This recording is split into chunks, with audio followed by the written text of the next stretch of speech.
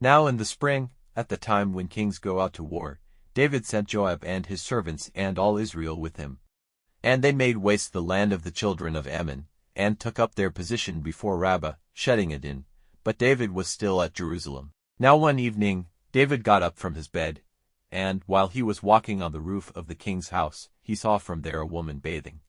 And the woman was very beautiful, and David sent to get knowledge who the woman was.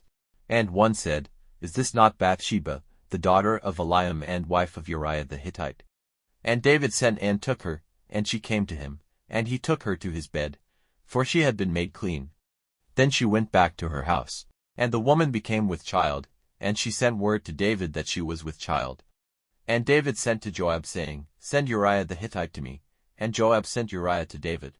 And when Uriah came to him, David put questions to him about how Joab and the people were, and how the war was going.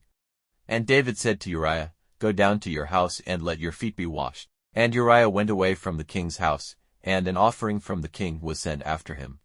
But Uriah took his rest at the door of the king's house, with all the servants of his lord, and did not go down to his house. And when word was given to David that Uriah had not gone down to his house, David said to Uriah, "Have you not come from a journey? Why did you not go down to your house?" And Uriah said to David, "Israel and Judah with the ark are living in tents, and my lord Joab and the other servants of my lord are sleeping in the open field. And am I to go to my house and take food and drink, and go to bed with my wife? By the living Lord, and by the life of your soul, I will not do such a thing." And David said to Uriah, "Be here today, and after that I will let you go." So Uriah was in Jerusalem that day and the day after. And when David sent for him, he took meat and drink with him, and David made him the worse for drink. And when evening came, he went to rest on his bed with the servants of his lord, but he did not go down to his house. Now in the morning, David gave Uriah a letter to take to Joab. And in the letter he said, "Take care to put Uriah in the very front of the line, where the fighting is most violent, and go back from him, so that he may be overcome and put to death." So while Joab was watching the town, he put Uriah in the place where it was clear to him the best fighters were. And the men of the town went out and had a fight with Joab, and a number of David's men came to their death in the fight, and with them Uriah the Hittite.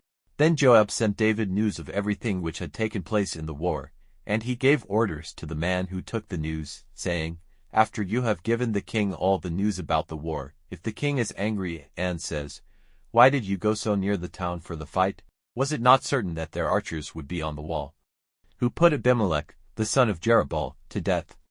Did not a woman send a great stone down on him from the wall, putting him to death at Thebez? Why did you go so near the wall?' Then say to him, 'Your servant Uriah the Hittite is among the dead.'"